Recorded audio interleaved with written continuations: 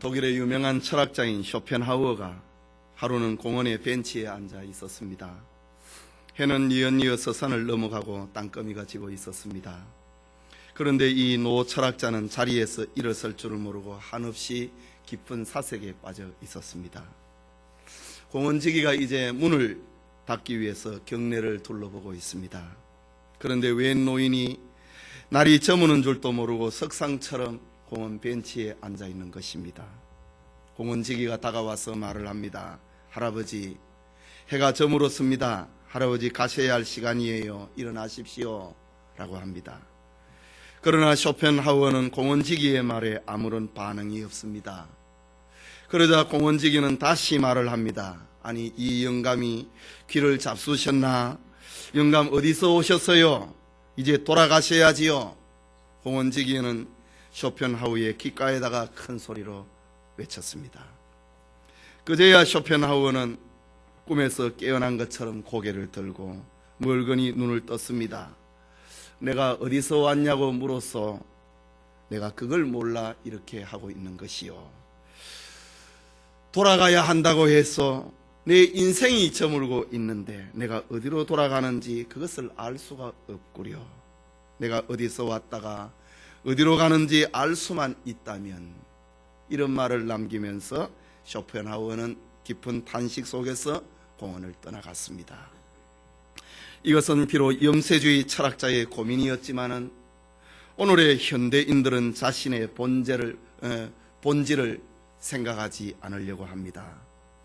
현실에 급급한 나머지 시간과 환경과 일에 쫓겨서 정신없이 살고 있습니다. 이것이 바로 현대인들이 만난 비극이라고 해야 할 것입니다. 아무 생각 없이 사는 것입니다. 그러나 하나님의 말씀인 성경은 언제나 인생의 본질 문제를 밝혀주고 있습니다. 오늘 본문에 나타난 줄거리는 이렇습니다. 이스라엘 역사 형성에 있어서 잊을 수 없는 족장 야곱은 죽은 줄로만 알았던 사랑하는 아들 요셉이 살았다고 하는 소식을 들었습니다. 그의 아들 요셉이 저 드넓은 애굽 제국의 총리 대신이 되어 있다고 하는 것입니다. 야곱은 설레는 마음으로 요셉이 보내온 황금 마차를 타고 가나안에서 낳은 저 70명의 자녀 손들을 거느리고 애굽으로 내려왔습니다. 아들 요셉과 백발이 된 아버지 야곱은 서로의 목을 껴안으면서 흐느껴 울었습니다. 그리고 요셉은 아버지 야곱을 애굽의 바로왕 앞으로 인도해서 이분이 제 아버지입니다 라고 소개합니다. 그러자 애굽의 바로왕은 야곱에게 말하기를 내 연세가 얼마뇨? 라고 물었습니다. 그때 야곱은 내 나그네 길의 세월이 130년이니이다. 나의 연세가 얼마 못되니 우리 조상의 나그네 길의 세월에 미치지 못하나 험악한 세월을 보내었나이다 라고 대답을 합니다. 야곱의 이 짤막한 이 대답은 과연 인생이 무엇인가를 들려주고 있는 위대한 족장의 고백적인 메시지입니다. 주일 이 아침에 내 나그네 길의 세월이라는 제목으로 하나님의 말씀 받기 원합니다. 첫째로 인생은 나그네 길의 세월이라는 것입니다. 애굽은 당시에 권세로나 부로나 문화로나 무역으로나 천하제일가는 강대국이었습니다. 바로는 그러한 나라의 왕자에 지금 앉아 있습니다. 그 앞에 가나안 땅에서 기근을 피하여서 애굽에 내려온 야곱은 아무런 부도 없고 권세도 없고 풍채도 없고 참으로 보잘것없는 한 노인에 불과했습니다. 그런데 야곱이 애굽의 바로왕 앞에 인도되자 바로왕을 7절과 10절 말씀에 바로왕을 축복합니다. 여기 축복이라고 하는 이 말은 단순한 문안 인사가 아니고 구약시대의 족장들에게 주어지는 축복권 행사를 두고 하는 말입니다. 이것은 일찍이 하나님께서 아브라함과 맺은 언약에 근거한 것입니다. 너가 축복하는 자에게 내가 복을 내리겠다라는 언약에 근거한 야곱의 축복권 행사입니다. 야곱은 바로왕을 하나님의 이름으로 축복을 함으로 그동안에 베풀어준 호의에 대해서 마음 깊이 감사를 표현했습니다. 앞서 말씀드린 것처럼 요셉이 자기 아버지 야곱을 바로왕에게 이제 소개합니다. 그러자 야곱의 축복을 받은 바로왕은 야곱에게 내 연세가 얼마뇨? 라고 묻습니다. 그러자 야곱은 오늘 본문 9절에 내 나그네 길의 세월이라고 자기 인생을 이렇게 회고를 하고 있는 것입니다. 여기 나그네라는 이 말은 고향이나 고국을 떠나서 살고 있는 사람을 가리킵니다. 낯설고 정들지 않은 곳에 체류하는 사람을 가리켜서 나그네라고 합니다. 아브라함도 나그네로 살았고 이삭도 나그네로 살았고 오늘 지금 야곱도 내 나그네 길의 세월이라고 표현하고 있습니다. 믿음의 모든 선진들은 다 인생을 나그네라고 고백을 했습니다. 임종을 앞에 둔 다윗은 주 앞에서는 우리 열조와 다름이 없이 나그네와 우거한 자라. 세상에 있는 날이 그림자 같아서 머무름이 없나이다. 다윗은 자기 인생의 마지막에 이렇게 표현했습니다. 시편을 기록한 저자는 나의 나그네 된 집에서 주의 율례가 나의 노래가 되었나이다.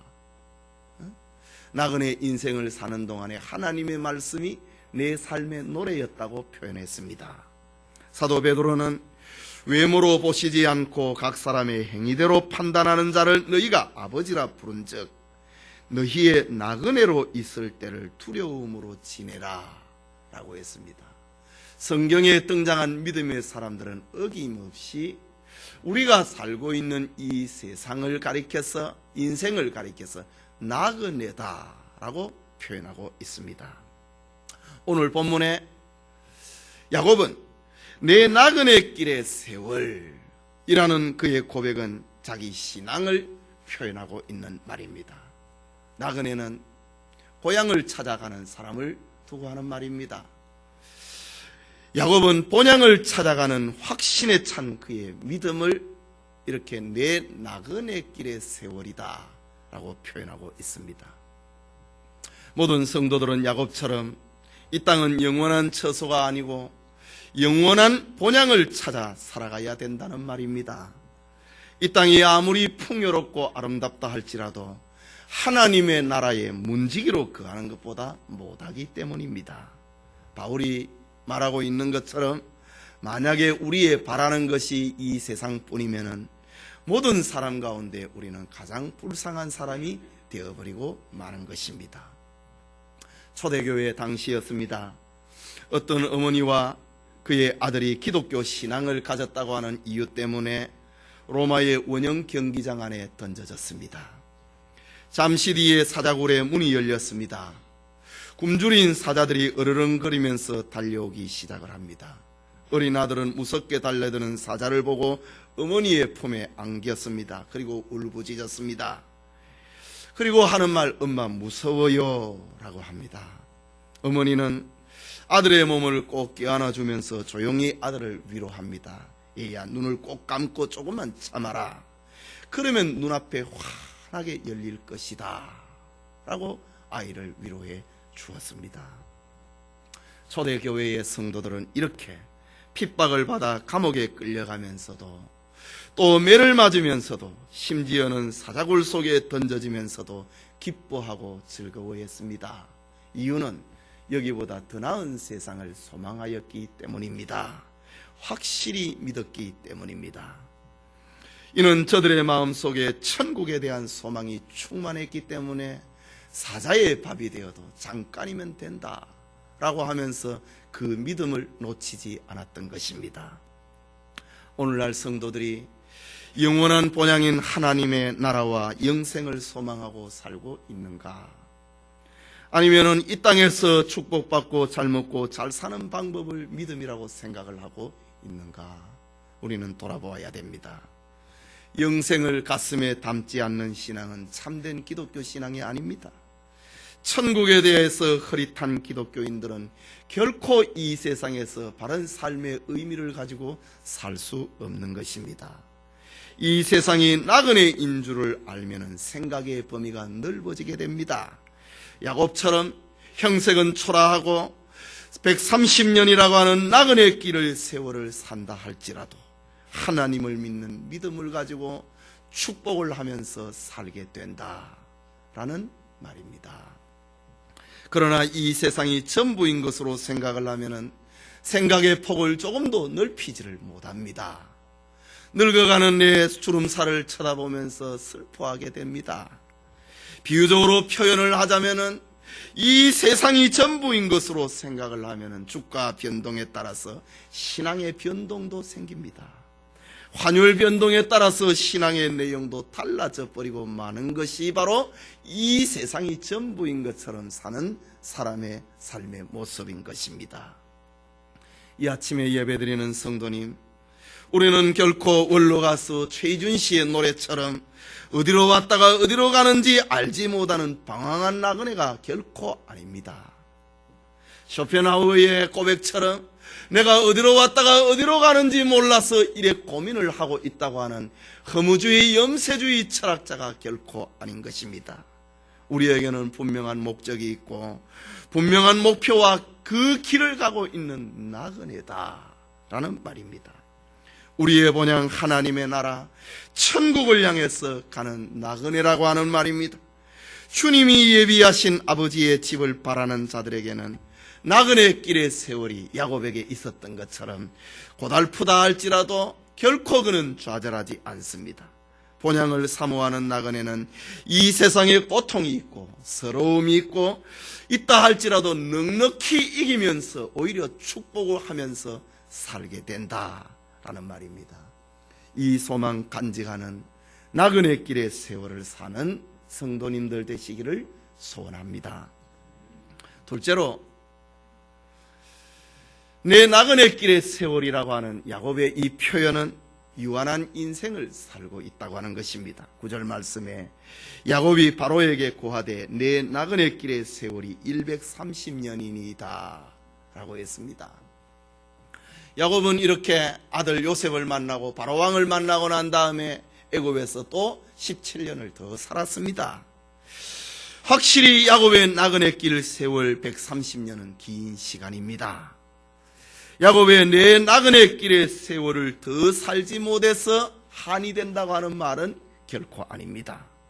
130년이라고 하는 세월이 순식간에 지나가 버렸다고 하는 말입니다. 야곱의 이 말은 인간은 유한한 존재라고 하는 것을 알려주고 있는 말입니다. 사람은 자기의 수를 세면서 살아야만 되는 유한한 인생이라고 하는 말입니다. 내가 지금까지 130이라고 하는 수를 세면서 살았다. 그렇지만 나는 유한하다라는 말입니다. 이것은 유한한 인생이다 라고 하는, 이것은 전 성경의 인생관을 표현하는 말이기도 합니다. 다윗도 자기 인생을 가리켜서 나의 나그네 된 집이라고 표현했습니다. 예레미야는 인생을 광야에서 나그네의 유할꽃이라고 표현했습니다. 히브리서 저자는 인생을 땅에서는 외국인과 나그네라고 표현을 했습니다. 그뿐만이 아닙니다. 모세는 신속기간이 나라 가나이다라고 했습니다. 욥은 내 날은 배틀의 북처럼 빠르다고 했습니다. 야고보는 너희의 생명이 무엇이뇨 너희는 잠깐 보이다가 없어지는 안개니라 라고 했습니다. 신속히 가버린다. 유한한 인생이다 라는 말입니다. 시간은 누구에게나 신속히 지나가 버리고 맙니다. 세월은 물같이 흘러가 버리고 세월은 화살같이 날아가 버리고 맙니다. 시간은 나의 창고에 쌓아둘 수도 없고 붙잡아둘 수도 없는 것입니다. 지나간 시간을 다시 사용할 수도 없고 미래의 시간을 다시 땡겨서 사용할 수도 없는 것입니다. 우리는 잠시의 시간을 만들어낼 수도 없고 작은 시간일지라도 다른 사람에게 빌려줄 수도 없는 것입니다. 사람은 나면서부터 이렇게 시간의 제한을 받고 시간의 지배를 받고 사는 것입니다. 그러다가 결국에 가서는 시간에 의해서 그 존재마저 묻혀버리고 마는 것입니다. 그래서 많은 사람들은 인생은 짧고 덧없다, 괴로운 것이다 라고 표현을 합니다. 그러나 우리 성도들에게는 인생은 결코 짧고 덧없는 것이 전부일 수는 없는 것입니다. 예수님은 바로 이 인생의 문제를 해결하기 위해서 오신 우리의 구주이기 때문입니다. 예수님께서 말씀하셨습니다. 나는 부활이요 생명이니 나를 믿는 자는 죽어도 살겠고 무릇 살아서 나를 믿는 자는 영원히 죽지 아니하리라. 예수님께서는 이 허무하고 짧은 이 인생 넘어 다음의 세계가 있다고 주님은 말씀하고 있습니다. 내 아버지 집에 거할 곳이 많도다라고 했습니다. 내가 너희를 위하여 처소를 예비하러 가노니 가서 너희를 위하여 처소를 예비하면 내가 다시 와서 너희를 내게로 영접하여 나 있는 곳에 너희를 있게 하리라 라고 했습니다.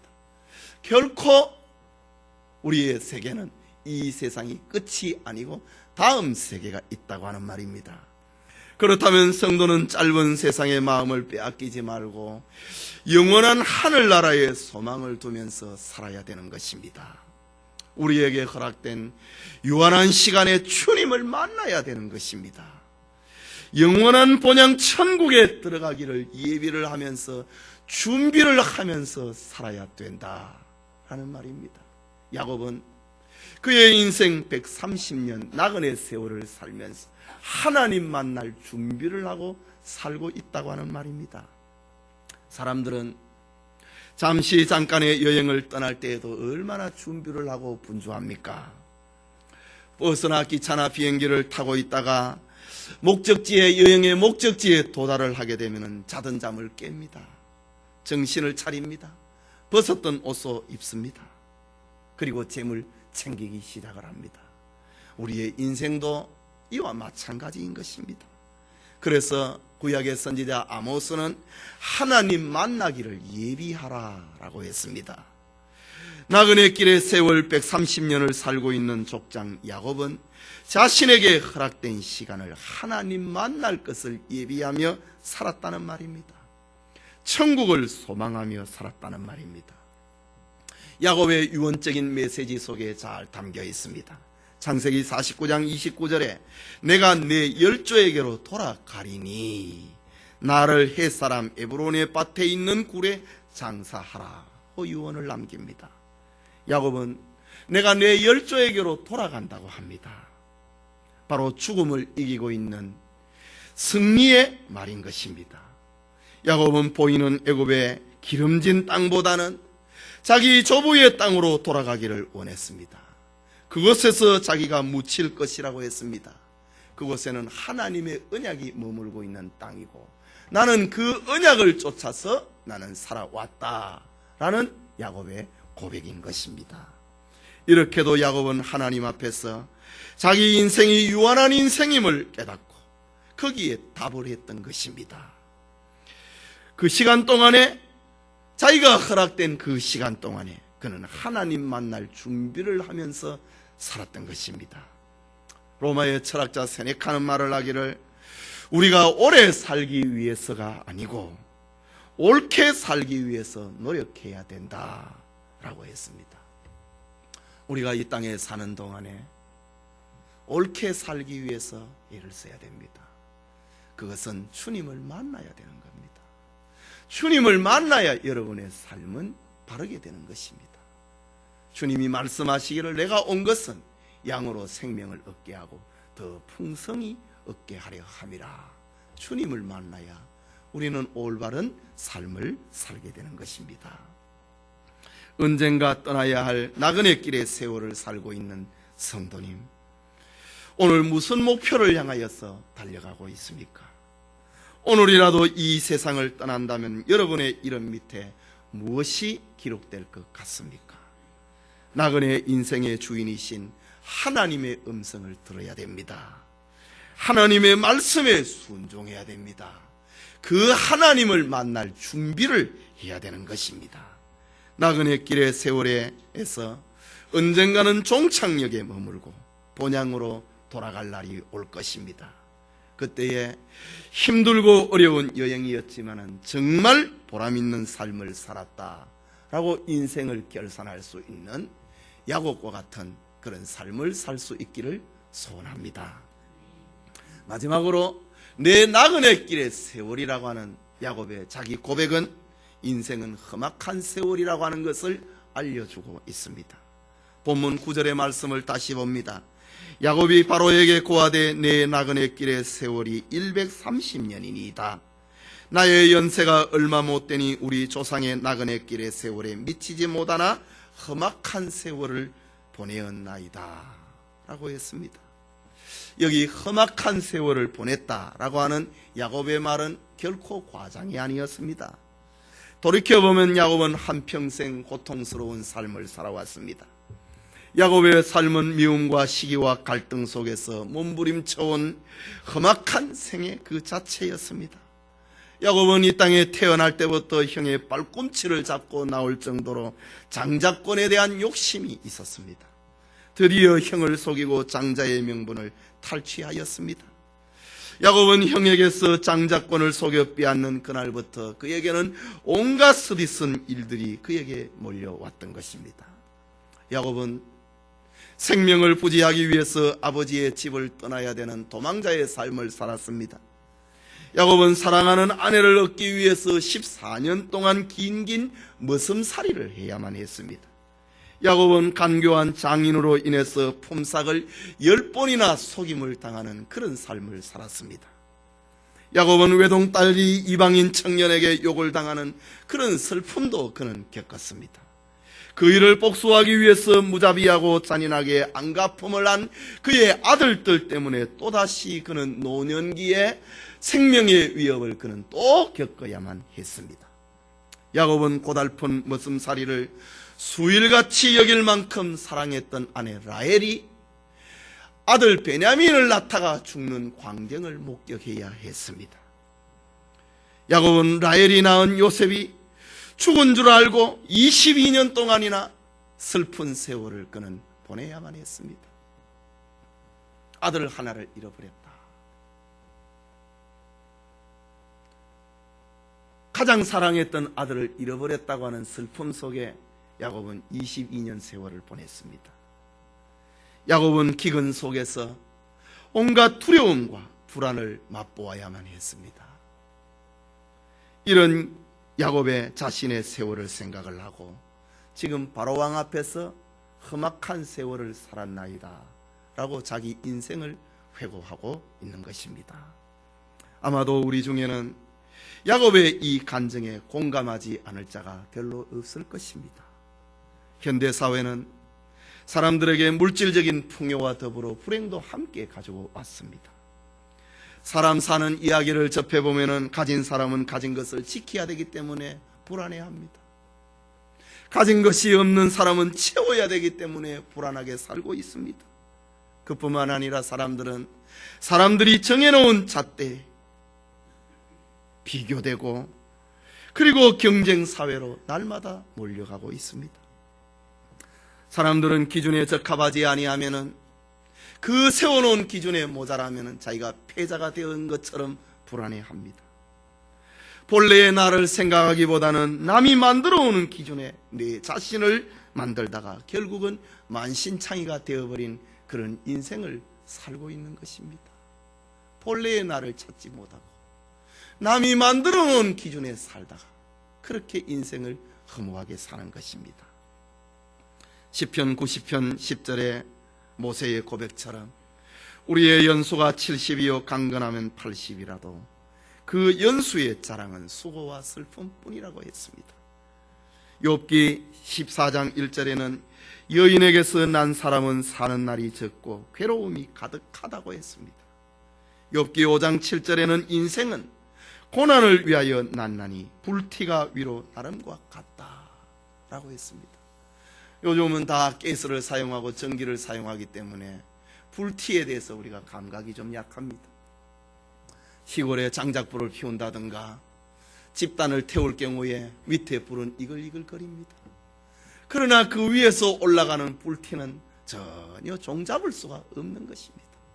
우리 인생이 바로 이런 것입니다.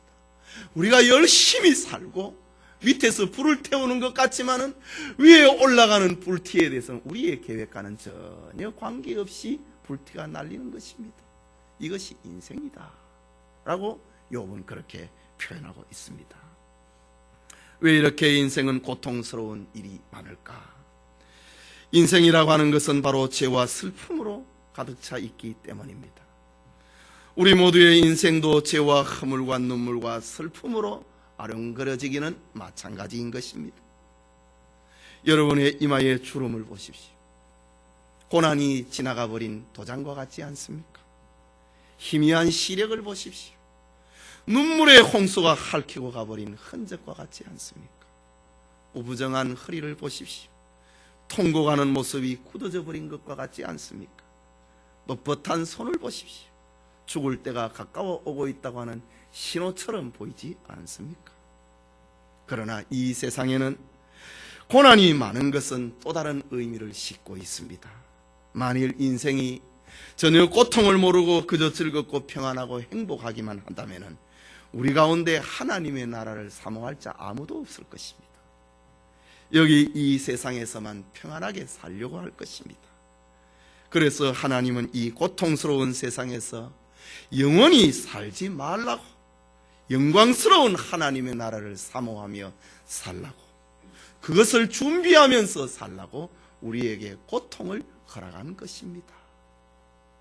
내가 험악한 세월을 보내었다 라는 야곱의 고백은 바로 천국을 소망하면서 살고 있는 그의 인생 고백인 것입니다. 찬송가 290장에처럼 괴로운 인생길 가는 몸이 평안히 쉴 곳이 아주 없네. 걱정과 고생이 어디는 없으리. 돌아갈 내 고향 하늘나라. 이것이 바로 성도의 고백이 되어야 된다는 말입니다. 이 아침에 예배드리는 성도 여러분, 옛날에 러시아의 수도인 베체르부르크의 아까키예비치라고 하는 나이든 가난한 관리 하나가 살고 있었습니다. 사람들은 그 노인에게 당신의 평생 소원이 무엇이냐고 물었습니다. 이런 질문을 받을 때에는 그는 조금도 주저하지 아니하고 매번 이렇게 대답을 했습니다. 내 인생의 목표는 아주 고급 외투를 갖는 것이요 라고 했습니다. 러시아의 추운 나라에서 외투는 중요했고 그는 낡은 외투를 입고 다녔기 때문입니다. 그는 이 인생의 목표를 달성하기 위해서 평생 동안 일하고 저축했습니다. 그리고 그는 드디어 80루블의 돌을 저축을 하여서 꿈에 그리던 외투 한 벌을 샀습니다. 그날은 노인에게 성공의 날이자 인생의 목적을 이룬 즐거운 날이었습니다. 큰 기대감과 흥분으로 가득 차 있었습니다. 그러나 안타깝게도 그는 외투를 사가지고 집으로 돌아오다가 그만 강도를 만나서 비싼 고급 외투를 그만 빼앗겨버리고 말았습니다. 노인은 절망했습니다. 그는 단순하게 고급 외투를 빼앗긴 것이 아니고 자기 전 인생을 빼앗겨버렸기 때문입니다. 그의 성공을 강탈당해 버렸습니다. 그의 행복을 그는 빼앗겨버리고 만 것입니다. 이후에 노인은 살아가는 재미가 없었습니다. 좌절의 늪에 빠졌습니다. 너무 속상한 나머지 시름시름 앓다가 그만 죽고 말았습니다. 이 이야기는 고골리라고 하는 사람이 쓴 단편 소설 가운데 외투라고 하는 소설에 나오는 이야기입니다. 오늘의 사람들도 아까키예비치의 외투 한 벌처럼 고급 아파트 하나 구입하는 것이 삶의 목적인 자가 있습니다. 고급 승용차를 타고 사회의 높은 자리 등이 우리의 소원이 된다면 그것을 소유한다면 만족할 수 있을 것이라고 생각을 합니다. 그러나 그 소유한 것은 영원하지 못합니다. 아까키예비치에게 그 소유한 것이 잃어버렸을 때 그는 그의 전 인생을 잃어버리고 말았습니다. 그것이 사라질 때 그 인생도 그만 사라져버리고 말았던 것입니다. 그래서 유명한 심리학자였던 에리 프롬은 사람의 행복은 소유에 있는 것이 아니다. 행복은 존재에 있다 라고 말했습니다. 소유가 결코 우리에게 행복을 가져다 주지 못합니다. 그런데도 우리는 일평생 소유가 행복을 가져다 주는 줄 알고 거기에 속고 살고 있습니다. 여러분이 가지고 있는 소유는 언젠가는 여러분을 다 떠나가 버리고 맙니다. 그것이 떠나가 버릴 때 여러분이 그토록 구하려고 했던 행복도, 성공도, 인생의 의미도 여러분을 다 떠나가 버리고 말 것입니다. 여러분은 지금 어떻게 살고 있습니까? 여러분의 이제 남은 시간을 어떻게 살려고 합니까? 야곱은 분명히 자신의 생일을 나그네 길의 세월로 보았습니다. 자신은 본향을 찾아가고 있는 순례자로 고백을 했습니다. 사실 야곱뿐만 아니라 우리 모두는 다 나그네 인생입니다. 야곱이 고백한 대로 인생은 유한합니다. 야곱이 밝힌 대로 인생은 험악한 세월이고 또 험악한 세월이 기다리고 있는 것입니다. 그러나 야곱처럼 낙심하거나 허무해하지 말고 하나님을 믿고 그 말씀을 순종하고 하나님 만날 준비를 하면서 살아야 되는 것입니다. 그리고 나에게 있는 하나님이 주신 축복권을 행사를 하면서 살아야 되는 것입니다. 우리의 행복은 결코 소유에 있는 것이 아니고 하나님의 자녀가 되었다라는 존재에 있다고 하는 것을 기억을 하시기 바랍니다. 비록 이곳저곳에서 장막을 치고 나그네의 삶을 산다 할지라도 믿음과 소망을 버리지 아니했던 저 야곱을 생각할 수 있기를 바랍니다. 자신의 온갖 연약함으로 인하여서 고통의 삶을 살았지만 믿음과 소망을 잃지 아니했던 야곱을 기억할 수 있기를 바랍니다. 영원한 본향을 소망하고 하나님 만날 준비를 하는 내 나그네 길의 세월을 사는 성도님 다 되시기를 소원합니다.